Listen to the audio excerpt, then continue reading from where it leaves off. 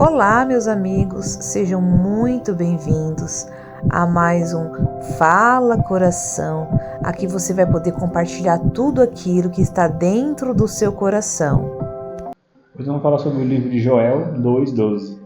Convertei-vos a mim de todo o vosso coração, e isso com jejum, com choro e com pranto. Isso, o que esse versículo ele fala, né?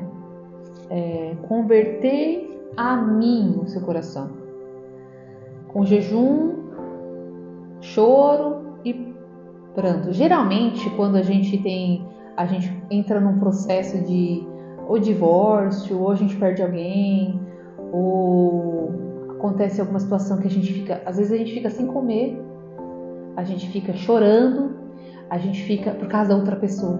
A gente chora, fica sem comer e parece que a outra pessoa levou um pedaço da gente. Aí Deus falou assim: converta o seu coração a mim. Você está chorando pelo outro, você está sofrendo pelo outro, você fica olhando para o outro como se o outro fosse, nossa, tudo que você tem na vida. Tem muita palavra que eu vejo assim: nossa, meu marido, ele é tudo para mim. Tá errado. Meu filho é tudo para mim. Tá errado. Deus fala assim: converta o teu coração a mim. Então, geralmente tem um corte na vida, ou Deus permite que esse filho vá embora, morra, ou Deus permite com que esse filho aconteça alguma coisa para você poder ter uma lição, ou seu marido vai embora de casa para você poder ter uma lição. Deus está falando o quê? Converta o teu coração a mim, não fique focado no outro, ao ponto do outro fazer com que você não viva a sua própria vida, porque já vi situações de pessoas deixar de viver a própria vida dela para poder viver a vida do outro. Certo? Certo. Quando a minha esposa diz Deus permite que morra, é que a gente é tão egoísta que a gente esquece que a gente não está morrendo, só está voltando. Isso não é morte, isso é o retorno. Porque os filhos não somos nós. Você vai retornar à presença. Você não vai morrer. Quando a gente fala assim, deixa a pessoa morrer, a gente pensa numa frieza, num lugar escuro, ruim. Na verdade, a gente só está devolvendo um invólucro com a capa. Isso aqui é uma capa. Você está devolvendo só. Se teu filho... Às vezes devolve até bem... Eu vou falar uma coisa bem forte aqui. Se teu filho ficar no lugar de Deus, Deus leva embora. Porque isso é idolatria. Se você o colocá-lo lá. Exato. Não é para ele estar lá no centro. Ele é uma parte importante da sua vida, que te ensinou alguma coisa. É para você aprender, na verdade. Esse é o correto. Cada filho vai te ensinar alguma coisa, né? E convertei-vos o coração é para que, caso aconteça, vamos supor, seu filho vá morar em outro país, você vai morrer? Vai morrer? Se ele for embora, se ele casar e for morar em outro país, e aí? Convertei o seu coração para que você não morra quando ele se partir, quando ele for embora. Exato. Não tem por que você morrer. Convertei-vos o coração é quando você entrega o teu coração. Entrega ao ponto, isso é uma conversão. E a gente vai passando por isso de glória em glória. Converta o teu coração para que o teu coração seja todo do Senhor, todo. Não é, às vezes a gente coloca a pessoa, o filho, isso, não, é todo o coração, não é o marido, não é o filho, não é ninguém que ocupa o espaço de Deus, somente o Senhor. E aí quando a gente entende que tem essa transformação no nosso coração, exatamente por causa da organização interna que a gente tem que ter e a hierarquia de amor que a gente tem que seguir, aí a gente começa a viver na plenitude de Deus aqui na Terra. Porque se o outro domina meu coração, o outro pode dominar meu coração, não onde que Deus está. Porque isso aí tem um domínio. Entendeu? O outro não pode dominar. O outro só domina o seu coração se você tiver falta de alguma coisa que você coloca no outro. O que será? Essa é uma pergunta que você tem que fazer. Entende? Então, quando a gente entende e faz essa pergunta para nós, é um momento de evoluir e entender onde que Deus está, onde que eu estou, onde que o outro está. E assim a gente vai organizando a parte interna. Isso é uma organização interna, que é o que Deus quer. Mas nem todo mundo quer aprender com as lições. Às vezes a gente fica no lugar de vítima, chorando, falando que é culpa do outro, falando, enfim. E não se esqueça, cada escolha é uma renúncia. Mesmo você achando que não. Cada escolha que você faz é uma renúncia de outra coisa. Depende. Agora, se você tem que tomar cuidado com o que você escolhe.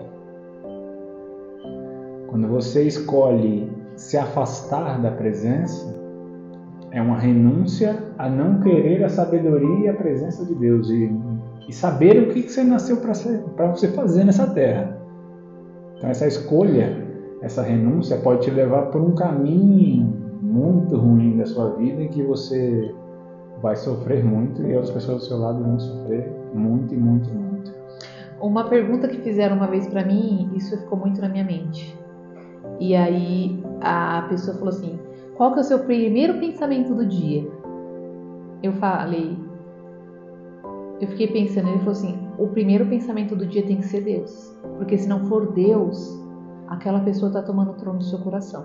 Por exemplo, tem muita pessoa que já acorda pensando no marido, já acorda pensando no filho, já acorda pensando... O primeiro pensamento tem que ser Deus. Porque se ele está no centro do nosso coração, o primeiro pensamento tem que ser o dele. Porque a gente entende que a gente amar ele acima de tudo, ele está cuidando de tudo. Ele está cuidando das outras coisas. Não é a gente que, claramente, que a gente cuida. Mas a gente tem que entender a soberania de Deus. Tipo assim, eu não vou ter controle sobre tudo. E eu sei que se eu deixar isso na mão de Deus, Deus vai cuidar. Então eu confio nele, adoro ele acima de tudo e sei que ele está cuidando disso. Agora, tem muitas pessoas que o primeiro pensamento é o marido. Nossa, o marido, o pensamento é o filho, é o pensamento. Eu vivo pro meu filho. Tá errado. Deus, uma hora Deus vai tirar isso de você, só para você consertar o seu coração. É isso. Converter com pranto, com jejum e com choro. Deus fala que sempre que você for entregar o seu coração, entregue com profundidade e com sinceridade, porque senão ele não vai habitar nesse espaço que ele quer que você entregue a ele. Não entregue o seu coração segurando algo. Entregue o seu coração com as mãos vazias, dizendo que você não tem controle sobre nada, nada é seu, tudo foi te dado para se cuidar. Nada pertence a você como algo seu, só seu.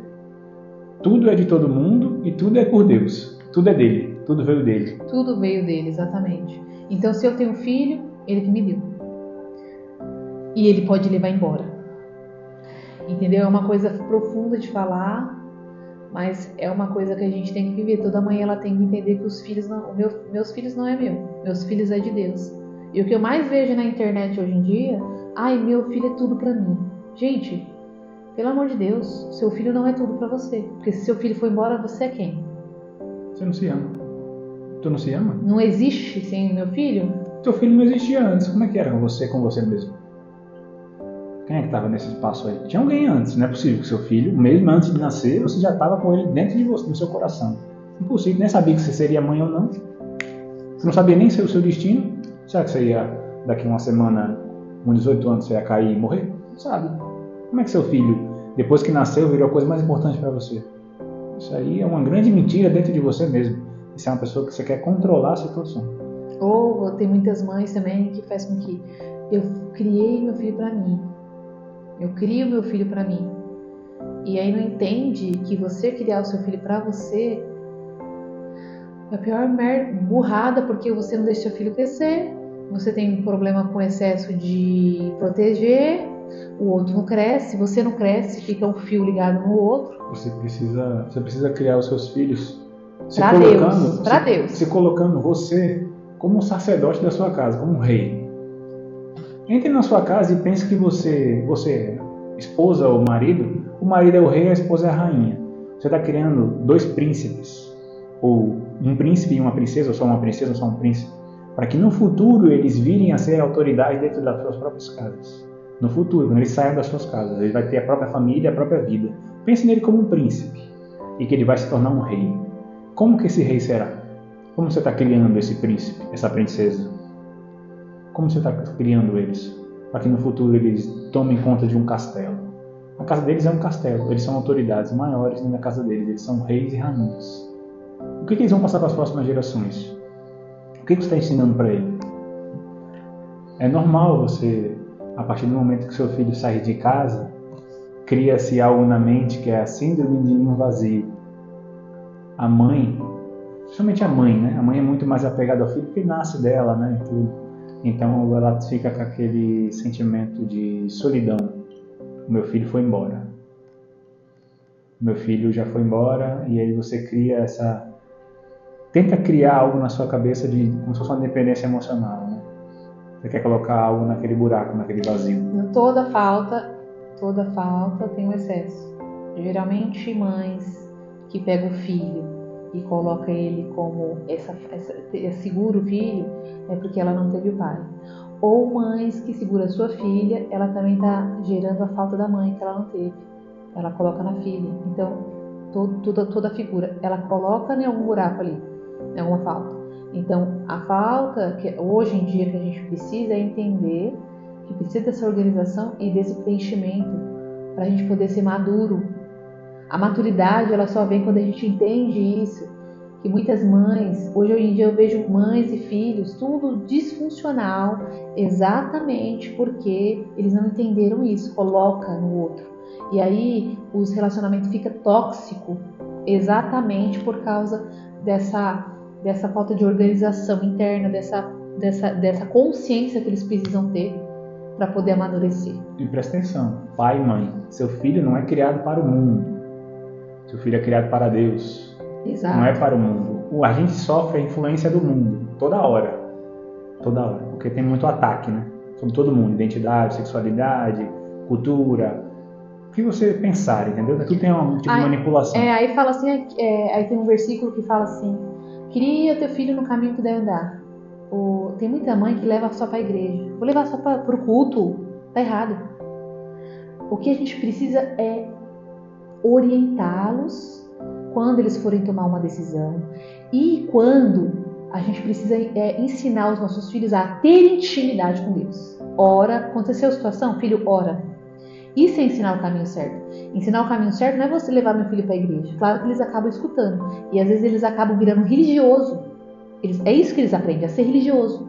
Mas quando a gente ensina o caminho certo, qual que é o caminho certo? Filho, ora. Você vai tomar uma decisão? Ora. Filho, você já falou com Deus? Filho, você precisa e você precisa ser exemplo, não é só falar. Você precisa entender, você precisa ter maturidade para ter essa maturidade em Deus para poder ensinar seu filho. E se seu filho vê isso em você, ele também vai seguir esse caminho, entendeu? Então você ensinar o teu filho é você ensinar ele a ter intimidade com Deus. Isso é ensinar o seu filho a voltar para Deus. É isso. É ligar ele de novo a Deus. É ensinar ele a se ligar de novo a Deus. É pronto, aí o resto é com Deus.